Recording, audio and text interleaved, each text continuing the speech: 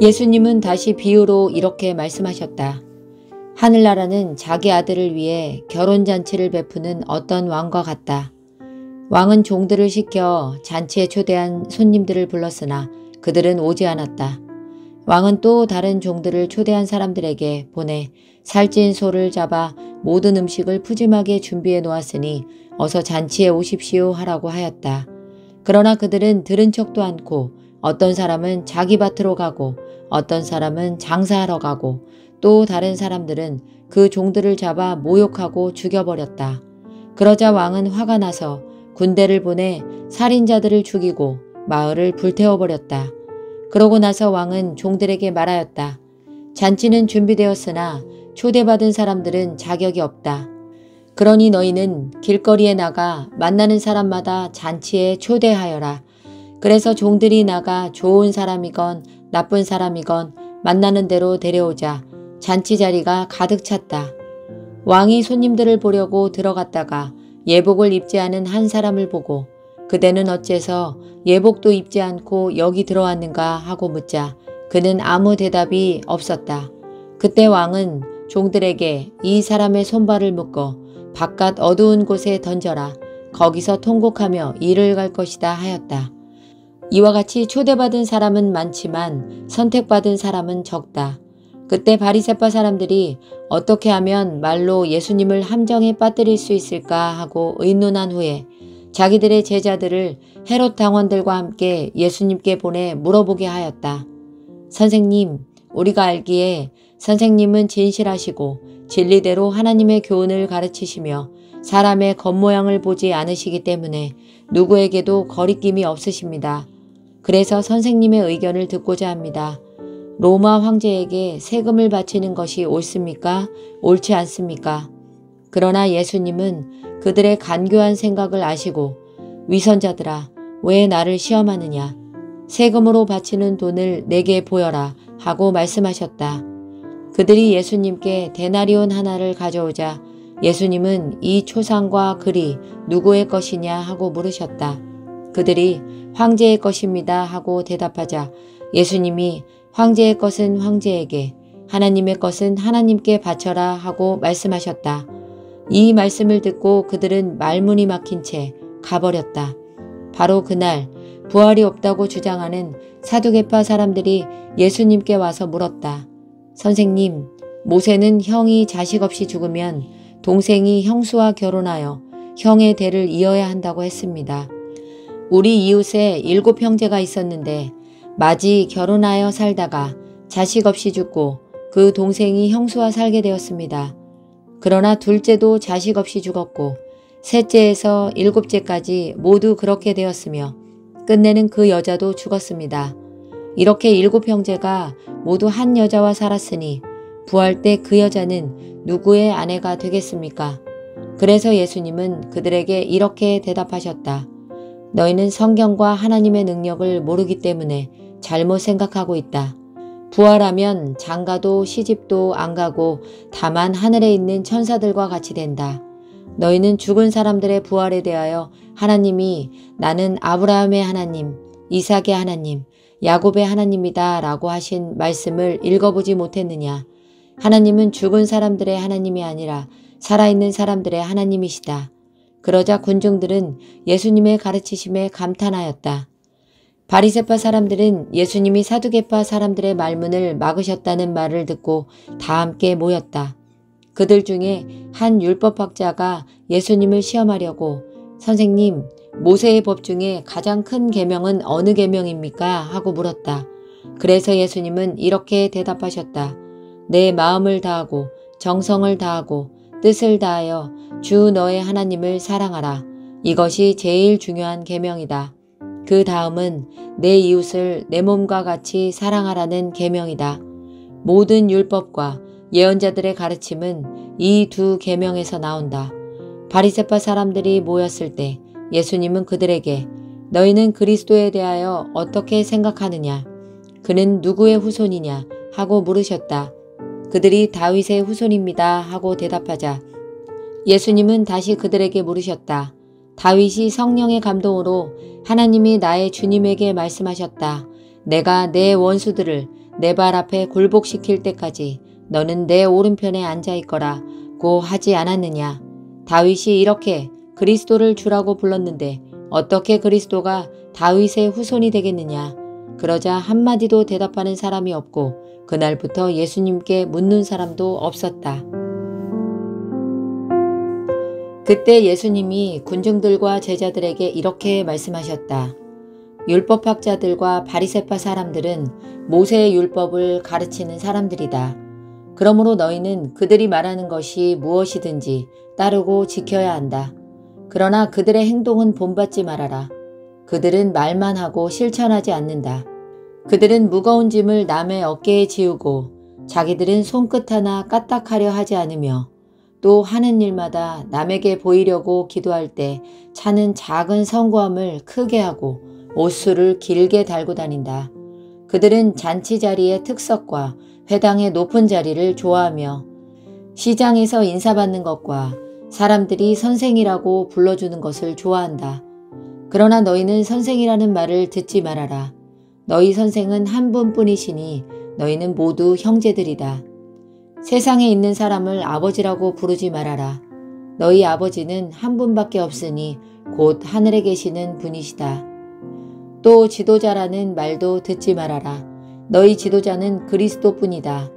너희 중에서 가장 위대한 사람은 남을 섬기는 사람이 되어야 한다.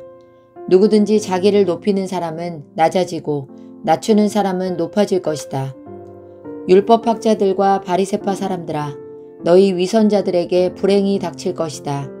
너희는 하늘나라 문을 가로막고 서서 너희도 들어가지 않고 들어가려는 사람도 못 들어가게 한다. 너희 위선자들에게 불행이 닥칠 것이다.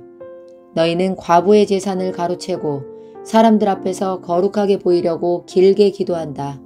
그러므로 너희는 더욱 무서운 심판을 받을 것이다. 율법학자들과 바리새파 사람들아, 너희 위선자들에게 불행이 닥칠 것이다. 너희는 교인 하나를 얻기 위해 바다와 육지를 돌아다니다가 얻으면 너희보다 배나 더 악한 지옥 자식으로 만든다. 눈먼 인도자들아, 너희에게 불행이 닥칠 것이다.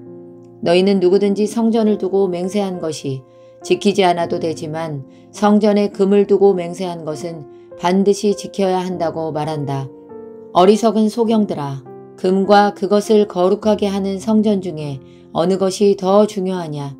또 너희는 누구든지 제단을 두고 맹세한 것은 지키지 않아도 되지만 그 제단 위에 있는 제물을 두고 맹세한 것은 반드시 지켜야 한다고 말한다. 이 소경들아, 제물과 그것을 거룩하게 하는 제단 중에 어느 것이 더 중요하냐? 그러므로 제단을 두고 맹세하는 사람은 제단과 그 위에 있는 모든 것을 두고 맹세하는 것이며 성전을 두고 맹세하는 사람은 성전과 거기에 계시는 분을 두고 맹세하는 것이다. 또 하늘을 두고 맹세하는 사람은 하나님의 보좌와 그 위에 앉아 계시는 분을 두고 맹세하는 것이다. 율법학자들과 바리새파 사람들아, 너희 위선자들에게 불행이 닥칠 것이다.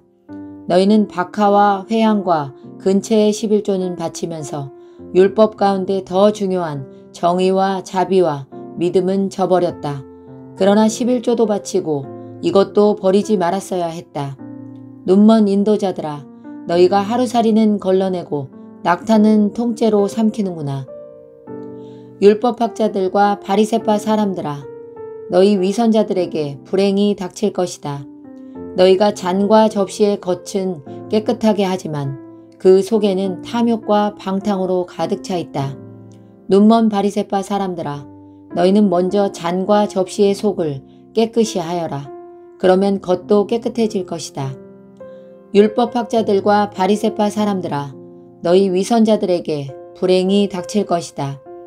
너희는 회칠한 무덤과 같은 자들이다. 회칠한 무덤은 겉은 아름답게 보이지만 속은 해골과 더러운 것으로 가득 차 있다. 이와 같이 너희도 겉으로는 사람들에게 의로운 것처럼 보이지만 속에는 위선과 죄로 가득 차 있다. 율법학자들과 바리새파 사람들아, 너희 위선자들에게 불행이 닥칠 것이다. 너희가 예언자들의 무덤을 꾸미고 의로운 사람들의 기념비를 세우며 우리가 조상들의 시대에 살았더라면 예언자들을 죽이고 악한 일에 가담하지 않았을 텐데 하고 말하니, 결국 너희는 예언자들을 죽인 사람들의 후손임을 스스로 증거하고 있다. 이제 너희 조상들의 악한 일을 마저 채워라. 이 뱀들아, 독사의 자식들아, 너희가 어찌 지옥의 심판을 피할 수 있겠느냐. 그러므로 내가 너희에게 예언자들과 지혜 있는 사람들과 율법학자들을 보내겠다. 그러나 너희는 그들 중 어떤 사람들은 죽이거나 십자가에 못 박고, 또 어떤 사람들은 회당에서 채찍질하고 이 마을 저 마을로 쫓아다니며 괴롭힐 것이다. 그래서 죄 없는 아벨의 피로부터 성전과 제단 사이에서 너희가 죽인 바랴기야의 아들 사가랴의 피까지 땅에 흘린 의로운 사람들의 모든 피에 대한 형벌이 너희에게 내릴 것이다. 내가 분명히 말해두지만 바로 이 세대가 이 모든 죄값을 치르게 될 것이다. 예루살렘아, 예루살렘아, 내가 예언자들을 죽이고 하나님이 보내신 사람들을 돌로 치는구나. 암탉이 병아리를 날개 아래 품듯 내가 내 자녀를 모으려고 한 적이 몇 번이냐. 그러나 너희가 원하지 않았다. 이제 너희 집이 버림받아 황폐해질 것이다. 내가 분명히 말해둔다. 너희가 주의 이름으로 오는 자가 복이 있다. 할 때까지 다시는 나를 보지 못할 것이다.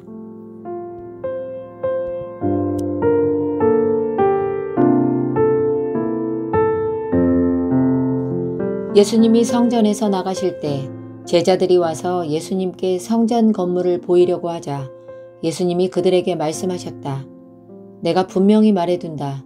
너희가 보고 있는 이 건물이 돌 하나도 제대로 얹혀있지 않고 다 무너져 내릴 것이다. 예수님이 감람산에 올라 앉으셨을 때 제자들이 조용히 와서 물었다. 언제 이런 일이 일어나겠습니까? 또 주님이 오시고 세상이 끝날 때의 징조는 무엇입니까? 그래서 예수님은 제자들에게 이렇게 대답하셨다.